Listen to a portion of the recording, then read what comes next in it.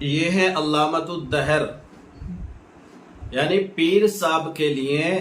Special الگ سے گاڑی کا انتظام کیا ہے، یعنی اس پر پیر صاحب ہی سوار ہوتے ہوں گے، دوسرا کوئی اس پر سوار نہیں ہوتا ہوگا۔ یہ حالات ہیں ہماری مسلم قوم کے، جو پیر زادوں کے چکر میں پڑ کے اپنی دنیا اور آخرت کو برباد کرنے میں لگے ہوئے ہیں۔ آپ جلسوں کا معائنہ کریں، پورے کے پورے جلسے صرف اور صرف اسی بات پر دلالت کرتے ہیں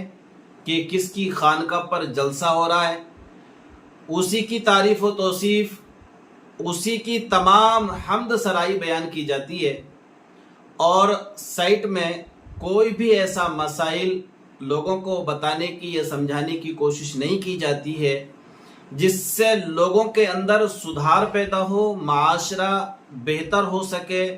یہ کلچر سدھر سکے۔ جو حالات آج کل آپ معاشرے کے دیکھ رہے ہیں، بالکل یہ کون سی سائٹ جا رہے ہیں آپ اس کو بخوبی دیکھ سکتے ہیں۔ آج کے حالات کا اگر جائزہ لیا جائے تو مسلمان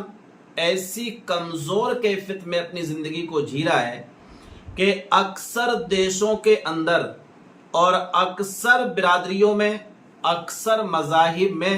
سب سے کمزور کیفیت میں مسلمان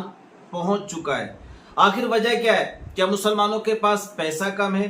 مسلمانوں کے پاس دولت کم ہے؟ مسلمانوں کے پاس شہرت کم ہے؟ آخر وجہ کیا ہے؟ وجہ یہی ہے کہ مسلمانوں نے مذہب اسلام کو بالائے طاق رکھ دیا، اور انہی مسلمانوں کے اندر ایسے پیرزادے پیدا ہو گئے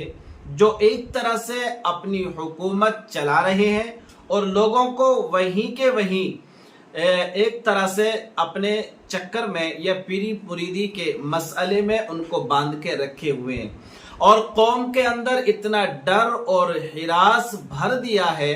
کہ قوم اپنے کسی بھی پیر کے خلاف لب کشائی کرنے کے لیے تیار نہیں ہے۔ آخر وجہ کیا ہے؟ وجہ یہ ہے کہ اگر کسی خاندان میں 100-125 سال پہلے یا 100-200 سال پہلے یا کبھی کوئی ایسا اللہ کا نیک بندہ گزرا ہو، اگر اس کی وجہ سے لوگ اس کی مریدی میں داخل ہو چکے ہوں، شامل ہو چکے ہوں، اب اس کے بعد میں چاہے اس کی نسل میں کوئی بھی نہ بچا ہو، یا کوئی بھی صحیح عالم نہ بچا ہو، یا صحیح کوئی ایسا عامل نہ بچا ہو، لیکن لوگ پھر بھی اس در کو، اس گھر کو، اس خانقاہ کو چھوڑنے کے لیے تیار نہیں ہے۔ آخر وجہ کیا ہے؟ وجہ یہ ہے کہ وہ جو ڈر ہے وہ ایسا بیٹھ چکا ہے لوگوں کے اندر کہ اب اس کا یہاں سے ہی اس کے علاوہ کوئی گزارا نہیں ہے۔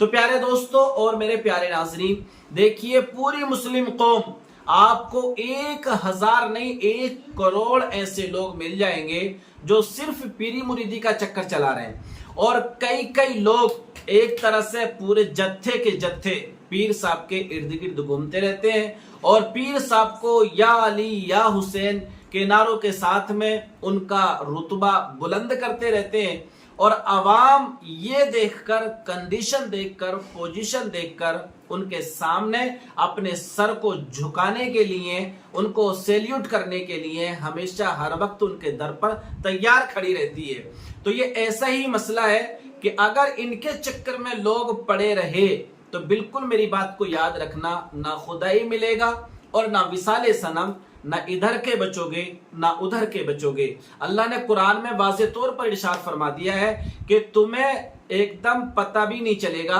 اور تمہارا ایمان رائے گا کر دیا جائے گا، تمہارا ایمان تمہارے دل سے نکل جائے گا۔ تو ایسی پوزیشن ہم نے اختیار کر رکھی ہے، خدا را اپنے آپ کو ہم اللہ تبارک و تعالیٰ کی بارگاہ میں حاضر کریں، توبہ و استغفار کریں، اپنی غلطیوں پر نادم و پشیماں ہو کر اللہ کی بارگاہ میں توبہ کریں، تو انشاءاللہ عز و جل اس تمام طرح کی خرافات سے ہم اپنے آپ کو بچانے میں کامیاب ہو سکتے ہیں۔ یہی میسج دینا چاہتا ہوں میں قوم کو اور آنے والی ان نسلوں کو کہ خدا را اپنے ایمان کی حفاظت کریں، ان کے چکروں میں نہ پڑیں، ورنہ تمہاری زندگی اور اخروی زندگی دونوں کو یہ لوگ برباد کر کے چھوڑیں گے، اور ہمیشہ ہر وقت تمہارے ہاتھ ان کے سیلیوٹ کے لیے تیار رہیں گے۔ تمہارے بعد تمہاری آنے والے نسلوں کا بھی یہی حال ہوگا۔ جو یہاں پر آپ کو اس ویڈیو میں دیکھنے کو ملا ہے۔